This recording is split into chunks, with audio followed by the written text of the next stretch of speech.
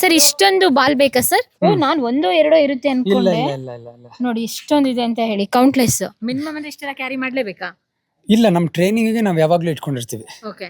Training ಇಲ್ಲಿ ಅಲ್ಲಿ 5 hopper ಇದೆ, ಒಂದು 1000-1500 ಬಾಲ್ ಇರುತ್ತೆ ಯಾವಾಗಲೂ ನಮ್ಮ ಹತ್ರ ಡ್ರಿಲ್ ಮಾಡೋದಕ್ಕೆ ಅದಕ್ಕೆ ಎಲ್ಲ. ಸೊ ಯಾವಾಗಲೂ ಇರುತ್ತೆ ಇದು. ಸರ್ ಏನಕ್ಕೆ ಇಷ್ಟೊಂದು ಇಟ್ಕೊಂಡಿರ್ತೀರಾ? ಅದು ಕೋರ್ಟ್ ಒಳಗಡೆ ಏನಕ್ಕೆ ಸಹಾಯ ಆಗುತ್ತೆ ಇಷ್ಟೆಲ್ಲ? ಯಾತಕ್ಕೆ ಅಂದ್ರೆ ಅವ್ರಿಗೆ ಇವಾಗ ನಮ್ಮ ಹತ್ರ 4 ಕೋಟಿ ಇರುತ್ತಲ್ಲ, ಸೊ ಮಿನಿಮಮ್ ಅವ್ರು ಆಡ್ಬೇಕಾದ್ರೆ ಇಷ್ಟು ಬಾಲ್ ಅಂತ ಬೇಕೇ ಬೇಕು. ಯಾಕಂದ್ರೆ ತುಂಬಾ ಜನ ಮಕ್ಳು ಇರ್ತಾರೆ, ಅವ್ರಿಗೆ ಡ್ರಿಲ್ ಮಾಡಿಸ್ಬೇಕು, ಎಲ್ಲ ಮಾಡಿಸ್ಬೇಕು.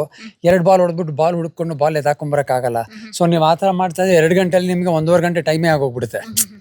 ಅದಕ್ಕೇನೆ ಸೊ ಜಾಸ್ತಿ ಬಾಲ್ ಇದ್ದಷ್ಟು it is easy for us to train them. ಮತ್ತೆ ಎಂಡ್ಯೂರೆನ್ಸ್ ಟ್ರೈನಿಂಗ್ ಮಾಡಬೇಕು, ಏನೋ ಸರ್ಟನ್ ಸ್ಪೆಸಿಫಿಕ್ ಮೂವ್ಮೆಂಟ್ ಮಾಡ್ಬೇಕಂದ್ರೆ ಆ ರೆಪಿಟೇಷನ್ ಬೇಕು. ಸೊ ಆ ರೆಪಿಟೇಷನ್ ಬೇಕಂದ್ರೆ ನಮಗೆ ಬಾಲ್ ಇರಬೇಕು. ಸರ್ ರಾಕೆಟ್ ಸ್ಟಾರ್ಟಿಂಗ್ ಪ್ರೈಸ್ ಎಷ್ಟರಿಂದ ಹೈಯೆಸ್ಟ್ ಪ್ರೈಸ್ ಎಷ್ಟವರೆಗೂ ಇರುತ್ತೆ? ಇವಾಗ ಬಂದು ನಿಮಗೆ ಸ್ಟಾರ್ಟಿಂಗ್ ಬಂದು ತುಂಬಾ ಕಮ್ಮಿ ಬೆಲೆ ಅಂದ್ರೆ ನಿಮಗೆ ಒಂದು 15,000. ಏನ್ ಸರ್ 15,000ನೇ ಕಡಿಮೆ ಅಂತ ಇದ್ದೀರಾ ನೀವು?